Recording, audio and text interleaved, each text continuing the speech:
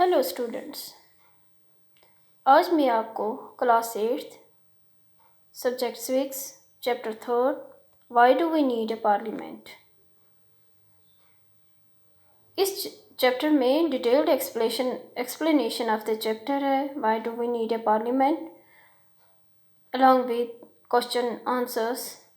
Given here is the complete explanation of the lesson along with all the exercises. Question and answers given at the back of the lesson. Now we start. Introduction. As Indians, we all are proud of the fact that our country is a democracy. As Indian, हमें इस चीज़ का गुमान है इस सच्चाई पे कि हमारी country में डेमोक्रेसी है. In this chapter, the students will get to know about some of the functions of the Indian Parliament. इस चैप्टर में स्टूडेंट्स को ये पता चलेगा कि function of the Indian parliament के बारे में. It also discuss the idea of parliamentary democracy. इसमें डिस्कस किया गया है आइडियाज़ पार्लियामेंट्री डेमोक्रेसी के. One will get to understand the relation between ideas of individuals participating in the process of decision making and a democratic government's need to have the consent of the country's citizen. दो बातें हैं इसमें. Idea of parliamentary democracy. One will get to understand the relation between ideas of individuals participating in the process of decision making. Understand करना है relation between किसके, जो ideas है individual के, पार्टिसिपेटिंग इन द जो प्रोसेस ऑफ डिसीजन मेकिंग और democratic governments need to have the consent of the countries citizen. These two elements are crucial, बहुत ही क्रूशियल है in making a state democracy. एक state democracy बनाने के लिए ये दोनों ही बहुत क्रूशियल हैं. These are best expressed through the institution of parliament. तो ये दोनों डिस्कस करेंगे, हम एक्सप्रेस करेंगे through the institution of parliament. ये दोनों चीज़ें वहीं पे डिस्कस होंगी. Why should people decide? Our country became independent on August 15, 1947. हमारा मुल्क आज़ाद हुआ 15 अगस्त 1947 को. It was preceded by a struggle over a long period of time in which people from all sections of the society had participated. ये बहुत लंबी struggle के बाद ये आज़ादी मिली. हर सेक्शंस के लोग, हर सोसाइटी के लोगों ने पार्टिसिपेट किया इसमें. The people who had joined the freedom struggle were inspired by ideas related to equality, freedom and participation in the process of decision making. The people who had joined the freedom struggle, जिन लोगों ने freedom struggle में participate किया, वे are inspired. इनको inspiration कहाँ से मिली? Ideas से. Related to क्या ideas थे उनमें? रिलेटेड टू इक्वालिटी, बराबर, फ्रीडम, आज़ादी, and participation in the process of decision making, और फैसले लेने. These people did not approve of the ways through which the British were ruling our country. During the British reign, whenever the people of India tried to protest against India, British rule हुकूमत के दौरान जब कभी भी Indian लोगों को ने try की, कोशिश की प्रोटेस्ट करने की against India, they faced grave danger in the form of severe punishment. उन्हें बहुत परेशानियों का सामना करना पड़ा. उन्हें बहुत सीवियर पनिशमेंट, खतरनाक सज़ा दी जाती थी.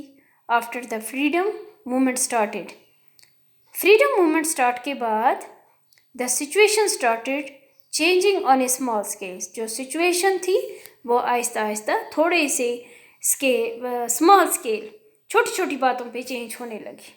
The Indian nationalists started criticizing the British government. जो इंडियन नेशनलिस्ट थे उन्होंने स्टार्ट किया क्रिटिसाइज करना ब्रिटिश गवर्नमेंट को एंड मेकिंग डिमांड्स, और उन्होंने डिमांड करनी शुरू कर दी। इट वॉज इन 1885, ये था 1885 का time, when the newly formed Indian national Congress placed a demand in front of the British government to allow elected Indian members to discuss the budget and ask related questions.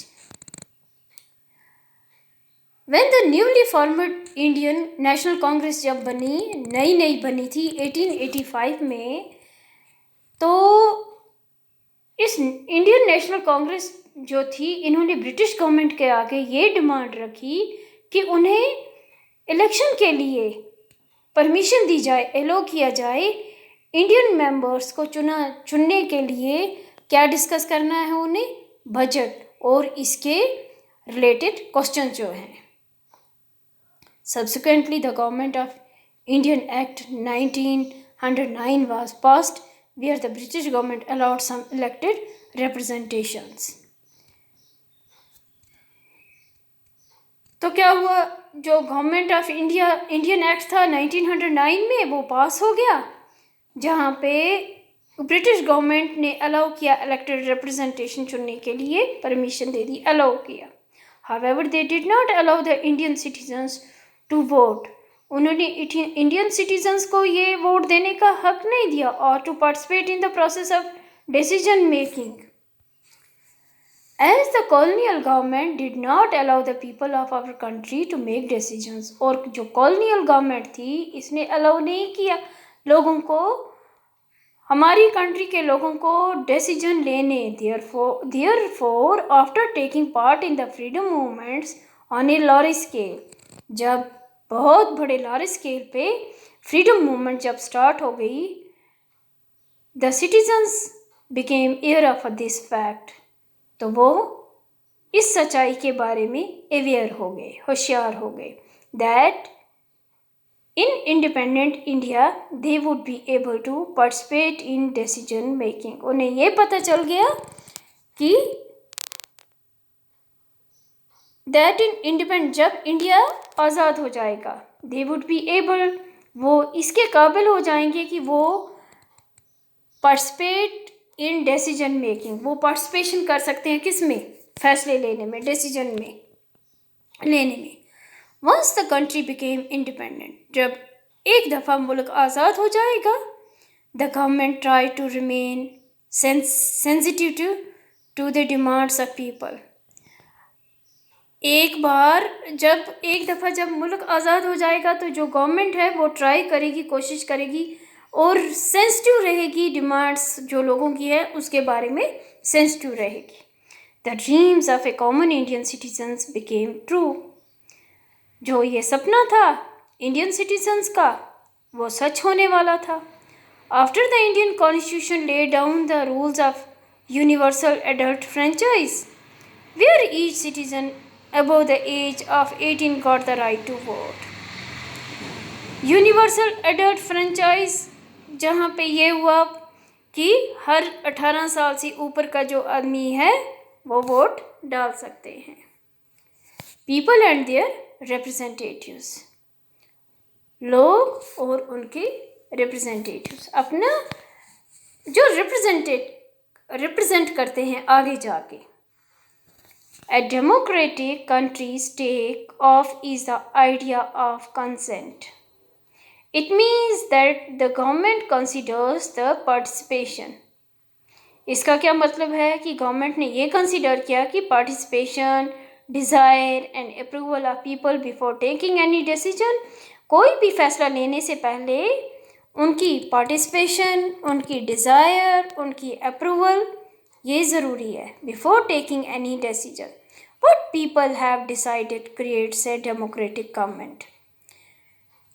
What people have decided, लोगों ने क्या फैसला किया है, ये create करती है democratic government. And how it is going to function, और ये किस तरह से काम करती है फॉर द नेक्स्ट 5 years, कैसे काम करेगी अगले 5 सालों के लिए।